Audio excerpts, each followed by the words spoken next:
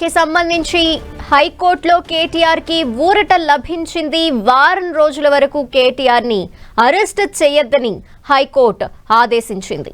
దానికి సంబంధించిన breaking news మనం చూస్తున్నాం. వారం రోజుల వరకు కేటీఆర్ ని అరెస్ట్ చేయొద్దని హైకోర్టు ఆదేశాలు జారీ చేసింది. ప్రస్తుతం కేటీఆర్ కి ఈ కార్ రేస్ అంశానికి సంబంధించి దాఖలైన పిటిషన్లో లంచ్ మోషన్ పిటిషన్ కూడా దాఖలు చేశారు కేటీఆర్. ఈ నేపథ్యంలో ఆయనకి హైకోర్టులో ఊరట లభించింది. వారం రోజుల వరకు కేటీఆర్ ని అరెస్ట్ చేయొద్దంటూ ఆదేశించింది హైకోర్టు. ఇప్పటికే ఏసీబీ కేటీఆర్ పై కేసు నమోదు చేసింది.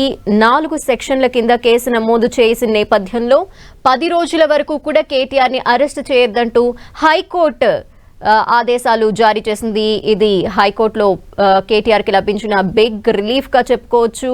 ఈ అంశానికి సంబంధించి నాన్ బెయిలబుల్ కేసెస్ కూడా సెక్షన్స్ కూడా నమోదు చేశారు. అయితే ప్రస్తుతం హైకోర్టులో కేటీఆర్ కి ఊరట లభించగా 10 రోజుల పాటు అతన్ని అరెస్ట్ చేయొద్దు అంటూ హైకోర్టు ఆదేశాలు జారీ చేసింది. ఈ విషయానికి సంబంధించిన డీటెయిల్స్ అందించేందుకు మా ఇన్పుట్ ఎడిటర్ కళ్యాణ్ సిద్ధంగా ఉన్నారు. కళ్యాణ్, ఇది ఒక బిగ్ రిలీఫ్ గా చెప్పుకోవచ్చు. 10 రోజుల పాటు కేటీఆర్ ని అరెస్ట్ చేయొద్దని హైకోర్టు చెప్పడం. సో ప్రొసీడింగ్స్ ఇంకా తర్వాత ఏ విధంగా ఉండబోతున్నాయి అనుకోవచ్చు?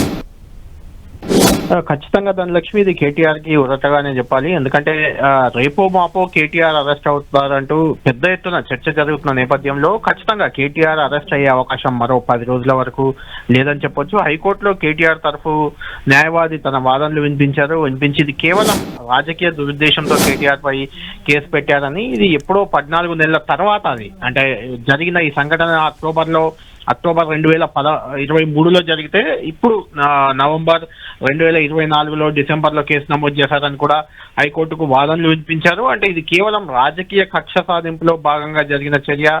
ఇందులో కేటీఆర్ కి లాభం జరిగినట్టు ఎక్కడా లేదు. అదే సమయంలో ఎన్నికల నియమావళి కూడా ఉంది. గత ఏడాది అక్టోబర్లో ఎన్నికల నియమావళి ఉల్లంఘించారనేది కూడా ఇందులో ఉంది. అలాంటి ఉల్లంఘన ఏమీ లేదు.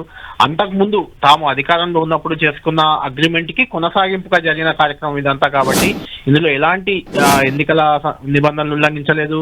ఇందులో కేటీఆర్ కి ఎలాంటి లబ్ధి చేకూరలేదు. కేవలం రాజకీయ కక్ష సాధింపే అని కూడా అడ్వకేట్లు వాదనలు వినిపించారు. అదే సమయంలో ప్రాథమిక విచారణ కూడా జరగకుండా ఎఫ్ఐఆర్ నమోదు చేశారు. ఆ ఎఫ్ఐఆర్ లో ఎలాంటి లబ్ధి చేకూరని కేటీఆర్ ని A1 గా పేర్కొన్నారు. అంటే A1 గా పేర్కొనాలంటే ఖచ్చితంగా అతనికే ఆ వ్యవహారంలో లబ్ధి చేకూరాలి. కానీ కేటీఆర్ కి అందులో ఎలాంటి లబ్ధి లేదు, అలాంటి ఆధారం కూడా లేదు.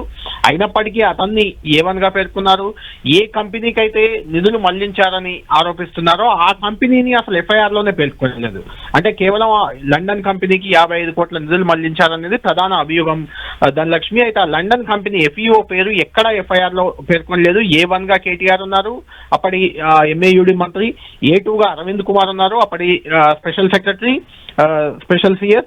ఆ తర్వాత A3 గా అప్పటి ఇంజనీర్ CE ఉన్నారు. HMDA CE అప్పటి A3 గా అందులో పేర్కొన్నారు. కాబట్టి ముగ్గురినే పేర్కొన్నారు. ఆ కంపెనీ ఎవరికైతే లాభం చేకూరిందో ఆ కంపెనీని పేర్కొనలేదు. ఇదంతా కూడా కేవలం రాజకీయ కక్ష సాధింపులో భాగమే. ఇంతకుముందే చాలా మంది మంత్రులు, మినిస్టర్లు, రేవంత్ రెడ్డి ముఖ్యమంత్రి, మంత్రులు వీళ్ళంతా కూడా అరెస్టు ఖాయమంటూ రకరకాలుగా మాట్లాడారనే వాదనలు కూడా అక్కడ వినిపించారు. ఈ నేపథ్యంలో హైకోర్టు సుదీర్ఘంగా విచారించింది. మధ్యాహ్నం లంచ్ మోషన్ పిటిషన్ ను సింగిల్ బెంచ్ జడ్జి తిరస్కరించిన ఆ తర్వాత CJI బెంచ్ లో దీనికి సంబంధించిన వాదనలు ఇప్పుడే కొద్దిసేపటి క్రితం ముగిశాయి. ఈ నెల 27కి ఈ వ్యవహారాన్ని వాయిదా వేసింది. 27 వరకు కూడా అంటే 10 రోజుల పాటు అరెస్ట్ చేయకూడదన్నారు. 27కు వాయిదా వేశారు. కాబట్టి 27 లోపు ఇప్పటి దానిపై కౌంటర్ దాఖలు చేయాలని కూడా ప్రభుత్వాన్ని కోర్టు ఆదేశించింది. కేటీఆర్ పై ఎలాంటి ముందస్తు చర్యలు తీసుకోవద్దని కూడా కోర్టు ఆదేశించడంతో ఇప్పుడు కేటీఆర్ కి బిగ్ రిలీఫ్ గా చెప్పవచ్చు. ఈ నెల 30 వరకు అంటే ఈ నెలాఖరు వరకు 2024 సంవత్సరం కూడా ముగియబోతుంది. కాబట్టి 2024లో కేటీఆర్ అరెస్ట్ లేదని మనం చెప్పుకోవచ్చు ధనలక్ష్మి. ఏమున్నా 2025లోనే దీనికి సంబంధించిన మిగిలిన ప్రాసెస్ జరిగే అవకాశం మనకు కనిపిస్తుంది. అయితే కళ్యాణ్, ఇప్పుడు గవర్నమెంట్ కావచ్చు, ఇటు కేటీఆర్ తరపున కావచ్చు, లీగల్ గా ఎలా ముందుకు వెళ్ళటానికి ఆప్షన్స్ ఉన్నాయి? ఖచ్చితంగా కేటీఆర్ తరఫున సుప్రీంకోర్టు సీనియర్ కౌన్సిల్ సుందరం చాలా సీనియర్ అడ్వకేట్. ఆయన తన వాదనలు వినిపించారు. ఇందులో ఖచ్చితంగా ప్రభుత్వం కక్ష సాధింపు ఉంది. కేవలం రాజకీయ కక్ష సాధింపుపైతోనే కేటీఆర్ ని A1 గా పెట్టారు కేసులో. ఈ కేసులో A1 పెట్టడానికి, కేటీఆర్ ని A1 గా చూపించడానికి ఎలాంటి అవకాశం లేదంటూ కూడా ఆయన వాదనలు వినిపించారు. ఆయన వాదనలతో కొంత కోర్టు ఏకీభవించదని మనం భావించవచ్చు. ఎందుకంటే 10 రోజుల పాటు ఎలాంటి చర్యలు తీసుకోవద్దని ఆదేశాలు ఇచ్చింది. ఈ నెల 27న కేసును వాయిదా వేశారు. ఆలోపు కౌంటర్ దాఖలు చేయాలని కూడా ప్రభుత్వాన్ని ఆదేశించింది కాబట్టి ప్రభుత్వం కౌంటర్ లో మరిన్ని అంశాలను పేర్కొనే అవకాశం మనకు కనిపిస్తుంది. ఎందుకంటే దీనివల్ల పదే పదే రేవంత్ రెడ్డి ముఖ్యమంత్రి అసెంబ్లీలో చెప్పినా బయట చెప్పినా ఒకటే మాట చెప్తున్నారు. ఈ FEO కంపెనీకి 55 కోట్లను HMDA నిధుల నుంచి మళ్లించారు. ఆ 57 కోట్లు అక్కడి నుంచి ఆ అకౌంట్ నుంచి ఏ అకౌంట్ కి వెళ్ళాయి అంటే మళ్ళీ KTR అకౌంట్ కే వచ్చాయనే రకంగా రేవంత్ రెడ్డి చాలా సందర్భాల్లో మాట్లాడుతున్నారు. కాబట్టి అటు పోలీసులు కూడా ఇదే రకమైన పోలీసులు కానీ అడ్వకేట్ జనరల్ ఆయన సుదర్శన్ రెడ్డి కానీ ఇదే రకమైన వాదన కోర్టులో కూడా వినిపించారు. దీన్ని విచారిస్తేనే KTR అందులో దోషా కాదా తేలబోతుంది. ప్రాథమిక విచారణ జరిగింది. ప్రాథమిక విచారణ తర్వాతే ఏమనగా KTR ను పెట్టామని అడ్వకేట్ జనరల్ స్వయంగా వాదించారు. సుదర్శన్ రెడ్డి అడ్వకేట్ జనరల్ గా ఉన్నారు, ఆయన వాదించారు. కాబట్టి ఇదే రకమైన వాదన అంటే HMDA నుంచి 55 కోట్ల నిధులు ఒక ఫారిన్ కంపెనీకి FEOకు వెళ్ళాయి ఫార్ములా ఈ రేస్ లో భాగంగా. దానికి ఎలాంటి ప్రమాణ నిబంధనలు ఉల్లంఘించారు, దాంతో పాటు క్యాబినెట్ అప్రూవల్ లేదు, ఫైనాన్షియల్ అప్రూవల్ లేదంటూ కూడా చెప్పారు. ఇవన్నీ అంశాలని మళ్ళీ కౌంటర్ లో పేర్కొనే అవకాశం మనకు కనిపిస్తుంది. ఇదే సమయంలో ఈడీ కూడా రంగంలోకి దిగింది. అంటే జనరల్ గా ఈడీ విదేశాలకు నిధులు మళ్ళీ. కళ్యాణ్ ఒక్క నిమిషం మీరు హోల్డ్ లో ఉండండి. ప్రస్తుతం హైకోర్టు నుండి మరిన్ని డీటెయిల్స్ మా ప్రతినిధి సునీల్ అందిస్తారు. చాలా స్పష్టంగా ఆ కేసులో ఎలాంటి ఇంగ్రీడియంట్స్ లేదు.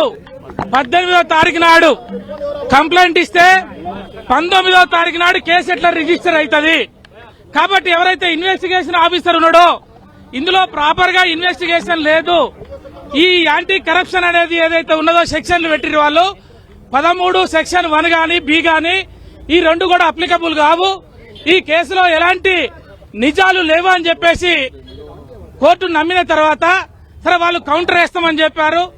వాళ్ళు వాదనలు విన్న తర్వాత ఏం చెప్పిందంటే కోర్టు పూర్వపరాలు నమ్మిన తర్వాత 1 వీక్ 30వ తారీఖు వరకు ఈ నెల 30వ తారీఖు వరకు KTR గారిని అరెస్టు చేయకుండా మరి తర్వాత వాళ్ళు కౌంటర్ వేస్తారు.